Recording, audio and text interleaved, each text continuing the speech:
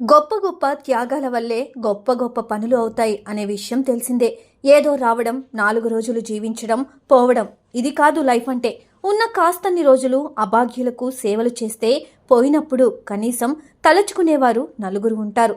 ఇదే కాన్సెప్ట్తో ఒక వ్యక్తి చేపట్టిన కార్యక్రమం మహోద్యమంగా మారింది. నలుగురు కాదు, 40 మంది ఆయనను వేణోళ్ల పొగుడుతూ దీవెనలు ఇస్తూ ప్రోత్సహిస్తున్నారు. ఆ కథ ఆశాంతం ఎంతో స్ఫూర్తినిస్తుంది. ఆ కథ గురించి తెలుసుకుందాం. ఆశా జ్యోతి వికలాంగుల సంక్షేమ సంఘం 1998 సంవత్సరంలో స్థాపించబడింది. చిన్న వయసులోనే కూతురు బాలజ్యోతిని పోగొట్టుకున్న తల్లి మాధవీలత మానసిక వ్యధనే ఈ సంస్థ స్థాపించేందుకు కారణంగా మారింది.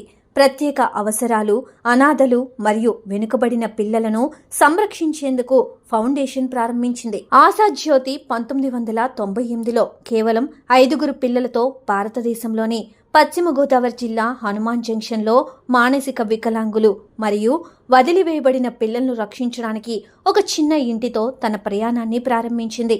ఆ తర్వాత దాత సాయంతో కొంచెం కొంచెంగా డెవలప్ చేసుకుంటూ వెళ్ళింది.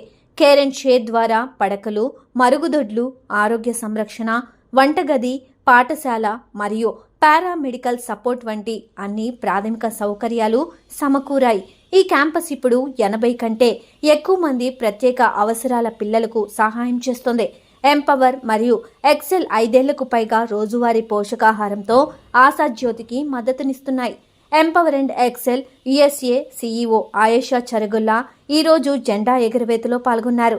ఆయేషా పిల్లలతో ఇంటరాక్ట్ అయ్యింది, నాణ్యమైన సమయాన్ని వెచ్చించింది. ఈ వేడుకలు ప్రేమ, సంతోషం కలుపుకుపోవడానికి ఒక అందమైన మార్గమని ఆమె చెప్పారు. మాధవీలత మారేడు ఆశా జ్యోతిలో ఎగ్జిక్యూటివ్ డైరెక్టర్. ఇప్పటి వరకు సాధికారిత సహకారాలు 2019లో ఇన్స్టాల్ చేయబడిన భద్రతా కెమెరాలు, కొనుగోలు చేసిన వంట పాత్రలు, అనాథలు మరియు సిబ్బందికి రోజువారీ భోజనం, 2020లో ప్రాయోజిత సోలార్ ప్యానెళ్లు, కోవిడ్-19 సమయంలో పంపిణీ చేయబడిన రేషన్, అనాథలు మరియు సిబ్బందికి రోజువారీ భోజనం, అలాగే 2021లో వైద్య శిబిరం నిర్వహించడం, ప్రొజెక్టర్ స్క్రీన్ సెటప్, కోవిడ్ సమయంలో పంపిణీ చేయబడిన రేషన్, 2022లో సేంద్రియ పాలు మరియు పెరుగు అందించడానికి గోశాలను నిర్మించి ఆవులను దానం చేశారు.